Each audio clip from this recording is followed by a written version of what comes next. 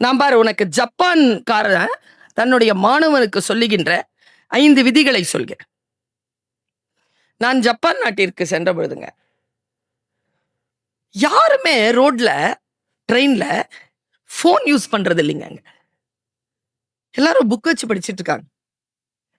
நீங்க எந்த ட்ரெயினும் பாருங்க, நீங்க கூகுள் பண்ணி பாருங்க, ஜப்பானியர்கள் டிராவல் பண்ணும் பொழுது புக்கு தான் வாசிக்கிறாங்க. அவர்கள் மொபைல் பார்ப்பதே இல்லை. பார்த்தா அங்கிருந்து தான் ஃபர்ஸ்ட் நோக்கியா வந்திருக்குது. அவன் தான் தொடங்கி விட்டது. உலகத்திலேயே ஆக டேஞ்சரஸ் கேம்ஸ் கொரியா, சைனா, இவங்க எல்லாம் அந்த கேம்ஸை உருவாக்கி வெளியில மார்க்கெட் பண்றாங்க. அவர்கள் நாட்டில் அது தடை செய்யப்பட்டிருக்கு. எனக்கு புரிவதே இல்லை. நமக்கு ஏன் டேஞ்சர் புரியறதில்ல? நான் இப்படி சொல்லட்டுமா, உனக்காக இந்த கல்லூரியில் சில கதவுகள் மூடப்பட்டிருக்கும். ஒழுக்கம்ங்கிற பேர்ல இவங்க சில கதவுகளை மூடி வைப்பார்கள். அந்த கதவை மட்டும் திறந்து உள்ள போயிடலாம்னு நினைக்காத. அது உன் சுதந்திரம் இருக்கும் கதவு அல்ல. உள்ளே திறந்து போனால் நீ அடிமைப்பட்டு விடுவாய் என்பதற்காக அதை நாங்கள் மூடி வைத்திருக்கிறோம். உன் அடிமை கருதிதான் அது வேண்டாம் என்று சொல்கிறோம். எது அடிமைத்தனம்னு சொல்லட்டுமா? எது அடிமைத்தனம்னு சொல்றேன் குழந்தைகளை, மனசால சொல்லிட்டு போறேன். உங்களிடத்தில் நான் என் இறைவனின் சாயலை, அவர்களுடைய பேரருளை நான் பார்த்து கொண்டிருக்கிறேன். அதனால் நான் சொல்லுகிறேன். நான் சொல்லுகின்ற இந்த சொற்கள் எதுவுமே என்னுடைய டைரியில இல்லை. நான் சொல்லுகிறேன், மனதால் சொல்லுகிறேன். வாழ்க்கை உங்களுக்கு அதி அற்புதமானதாக, ஆசீர்வாதம் கொண்டதாக வந்து சேர்ந்திருக்கிறது. சுதந்திரத்தை கையில் பிடித்துக் கொள்ளுங்கள். அடிமைத்தனத்திற்கு நோ சொல்லுங்கள். எது சுதந்திரம், எது அடிமைத்தனம்னு இப்ப அம்மா சொல்லிட்டு போயிடுறேன். நீ எல்லாம் நினைக்கிறாய் இந்த வயதிலே சுதந்திரமாக வெளியில் போய் போதைக்கு உட்படுவது, செக்ஷுவல் ஆக்டிவிட்டீஸ்ல ஈடுபடுவது, போய் ஏதாவது ஒன்று தனக்கு உன்னுடைய உடல் என்ன ஹார்மோன் என்ன சொல்கிறதோ அதையெல்லாம் போய் செய்வது, டான்ஸ் ஆடுவது, பாட்டு பாடுவது, கத்துவது, இதெல்லாம் சுதந்திரம் என்று நினைக்கிறாய். நான் சுதந்திரத்தை ருசித்தவள், அதனால் சொல்லுகிறேன். அது சுதந்திரம் அல்ல. அது உன்னை ஏதோ ஒரு வகையில் அடிமைத்தலைக்கு உள்ளே அழைத்து செல்லக்கூடிய வலை.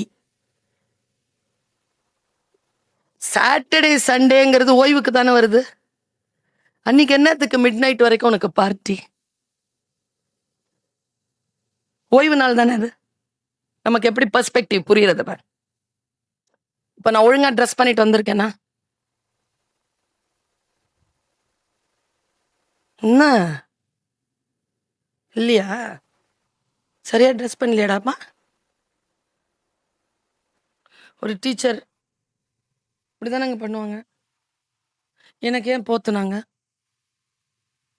துணி போத்துனாங்கல்ல, இப்போ ஏன் போத்துனாங்க? ஒரு ஒரு மரியாதை. அப்போ ஊரெல்லாம் என்ன சொல்லுது? உடலை ஆடையால் போர்த்தி இருப்பது மரியாதை. புரியுதா? இல்ல, அப்படிலாம் இல்ல.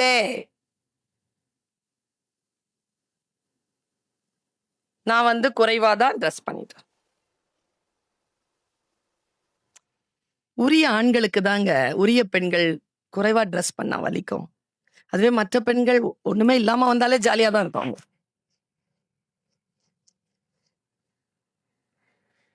ஒண்ணு புரிஞ்சுக்கோங்க குழந்தைகளை, ஒரு லேட்ரல் திங்கிங் சொல்ற, ஒரு பக்கவாட்டு சிந்தனையை சொல்லுகிறேன். உடலை ஆணும் பெண்ணும் ஆடையால் போர்த்தி இருப்பதற்கு பெயர் மரியாதை. அதை அவிழ்க்க சொல்லுவது அடிமைத்தனம். நம்மை அடிமை செய்வதற்காக அவிழ்க்க சொல்லுகிறார்கள். ஆனால் அதையே சுதந்திரம் என்கின்ற பெயரால் அவிழ்க்க சொல்கிறார்கள். கல்வி கற்றதற்கு பின்னால் புரிகிறது எனக்கு இந்த இந்த இந்த சூழ்ச்சி. மேல்தட்டு படித்து பெரிய ஆட்களா வரக்கூடிய யாரையும் பாருங்க, யாரும் கண்ணியமாகத்தான் ஆடை அணிவார்கள். யாரும் ட்ரெஸ் குறைவா வரவே மாட்டாங்க. என்ன ரகசியம் அது? நீங்க எந்த ஐஏஎஸ் ஆபீசரையும் பார்த்துக்கோங்க, எந்த ஐபிஎஸ் ஆபீசரையும் பார்த்துக்கோங்க, கண்ணிய குறைவா ட்ரெஸ் பண்ணவே மாட்டாங்களே. ஏன்னா அவர்களுக்கு தெரியும், நீங்க எந்த போலீஸ் ஆபீசரையோ அல்லது மந்திரியையோ அல்லது மிகப்பெரிய பொறுப்பில் இருக்கக்கூடிய யாரையும் பாருங்க, தலையை அழகா மடிச்சு கரெக்டா செய்ய வச்சிருப்பாங்க. நல்லா அழகா இருக்கும். இப்படி கொந்தி வச்சிருக்க மாட்டாங்க. அவர்களுக்கு தெரிகிறது எது சுதந்திரம் என்று. சுதந்திரத்தை சுவாசிப்பது என்பது என்னன்றதை சொல்லித்தர, அடிமை தலைக்குள் போறது என்னன்னு சொல்லித்தர. இந்த வயதில் நீ தெரிந்து கொள். நான் விதிகளை பிறகு சொல்லுகிறேன், ஜப்பான் விதிகளை பிறகு சொல்கிறேன். இந்த சுதந்திரத்தை புரிந்து கொள். அடிமை தலையில் ஒருபோதும் போய் சிக்கிக் கொள்ளாத. முதல்ல ரொம்ப நல்லா தான் இருக்கும்.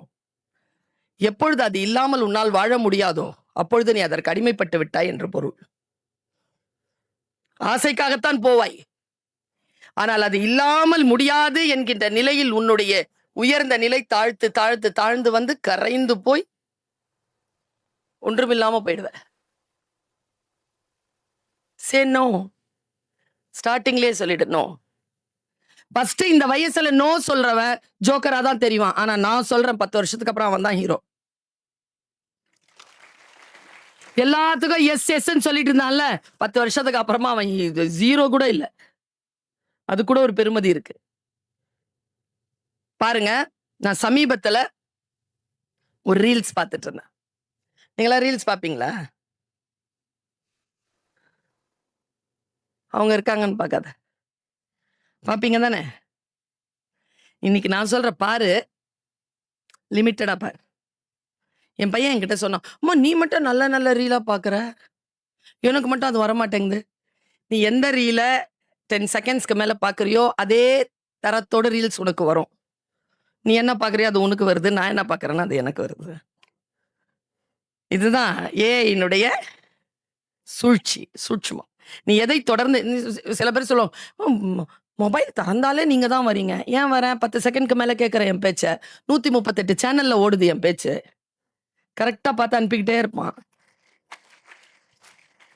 நீ வேற ஏதாவது ஒரு குற்ற நடவடிக்கையில இருக்கக்கூடிய ஒரு விஷயத்த பாரு, தொடர்ந்து உனக்கு அதான் வந்துட்டு இருப்பான்.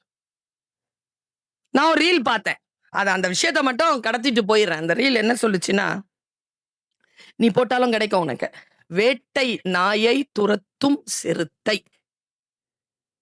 யாரெல்லாம் பார்த்திருக்கீங்க? யாரும் பார்த்தது இல்லையா? ஓகே, இன்னைக்கு போய் பார்த்துக்கோங்க. வேட்டை நாயை ஒரு வெள்ளை கலர் குட்டியா வேட்டை நாய் மேடம், சம ஸ்பீட்ல ஓடுது. அந்த வேட்டை நாயை கொண்டு ஒருத்தர் ஒரு காட்டுக்கு வந்திருக்காரு. அவர் ஒரு ரேஞ்சர். அவர் அங்க டென்ட் அடிக்கிறாரு. அது அவருடைய வனப்பகுதியை பார்த்துக் கொள்வதற்காக அவருக்கு போடப்பட்டிருக்கக்கூடிய ஜாப். டென்ட் அடிச்சிட்டார், கதவுகள் எல்லாம் பூட்டி எல்லாம் பண்ணிட்டு தன்னுடைய வேட்டை நாயை அனுப்புறாரு. சுத்தி பாதுகாப்பா இருக்கா, இல்லாத மிருகங்கள் ஏதாவது இருக்கான்னு பார்த்துட்டு வந்துட்டு, அது பார்த்துட்டு வந்து சொல்லோன். அந்த வேட்டை நாய் இவ்வளவு குட்டியா இருக்கு, இவ்வளவு இருக்குது, நல்லா இவ்வளவு நீட்டா இருக்கு, ஒயிட் கலர்ல இருக்கு, மெலிந்து இருக்கு. என்ன பெரிய பிரீடாத்தால் தெரியல, சாதாரண வேட்டை நாய். வேட்டை நாயெல்லாம் அப்படிதான் இருக்கும். ரொம்ப அலங்காரமா இருக்கிறதெல்லாம் அது வீட்டுக்குள்ள வச்சு பூட்டி நாம வெளியில காவலுக்கு இருக்கணும். இது பாக்குறதுக்கெல்லாம் சுமாரா தான் இருக்கும், ஆனா நம்மள பாத்துக்கோ. அவங்க பல நேரங்கள்ல இந்த கருத்து புரிவதே இல்லை. அந்த நாய் போய் ரேஞ்சஸ் சுத்திட்டு வருதுங்க. அந்த டைம்ல அத ஒரு சிறுத்தை பார்த்துருச்சுங்க. சியா இருக்கிற ஒரு சிறுத்தை, பெரிய சிறுத்தை ஓடணும். எப்படி ஓடும் சீட்டா?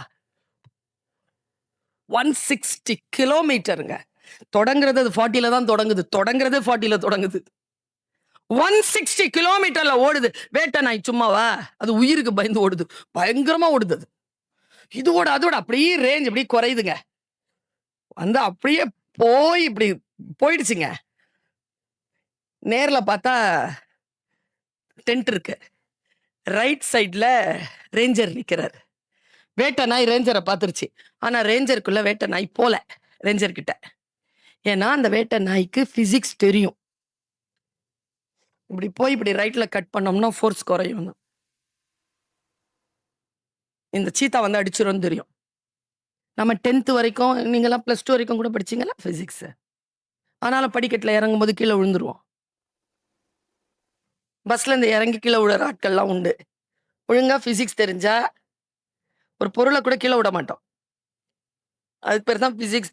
நான் தமிழ் டீச்சர், நான் அப்படிதான் நினைக்கிறேன். பயாலஜிங்கிறது, கெமிஸ்ட்ரிங்கிறது, ஜுவாலஜிங்கிறது, பாட்னிங்கிறது, சோஷியல் சயின்ஸுங்கிறது, லிட்ரேச்சருங்கிறது, மேத்தமேட்டிக்ஸுங்கிறதெல்லாம் வந்து அப்ளிகேஷன்ஸ் தான். Life application to understand the life, not to understand the subject. நான் எனக்கு அதை புரிஞ்சுக்கிறேன்னா நான் வளர்றேன். சும்மா மார்க் வாங்கி காட்டுறது இல்லை. சொல்றேன் பாரு, நேரா போயிடுச்சு. அந்த நாய் கதவு திறந்திருந்தது. நாய் பயந்து போய் அந்த ரூம்குள்ள நுழைஞ்சது பாரு. அதே வேகத்துல சீத்தா வந்து அந்த ரூம்குள்ள நுழைஞ்சிருச்சு. சீத்தாவுடைய ஃபோர்ஸ்ல கதவு மூடிருச்சு டப்புன்னு.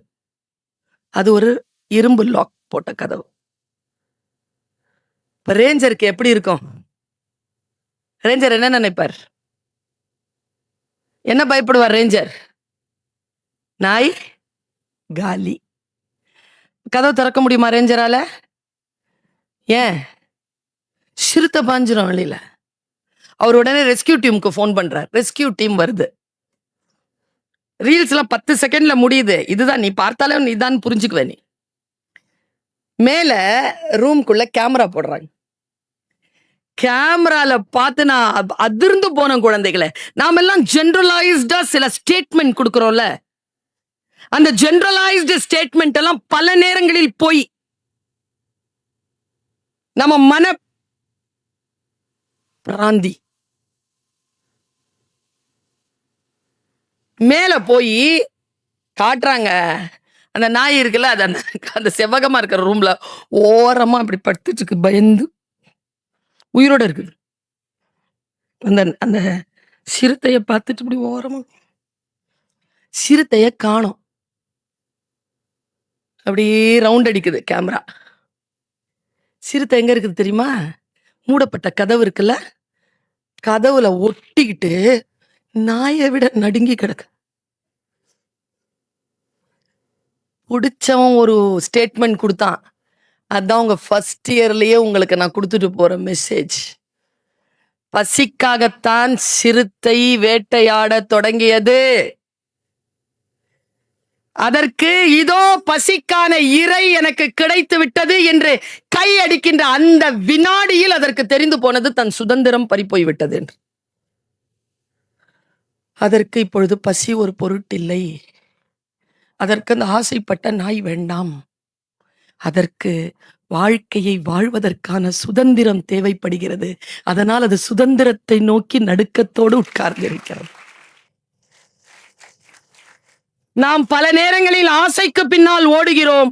ஆனால் எப்பொழுது நம் சுதந்திரம் பறிப்போய் விட்டது என்று நமக்கு புரிகிறதோ அப்பொழுது அந்த ஆசை ஒரு பொருட்டாகவே நமக்கு தெரிவதில்லை.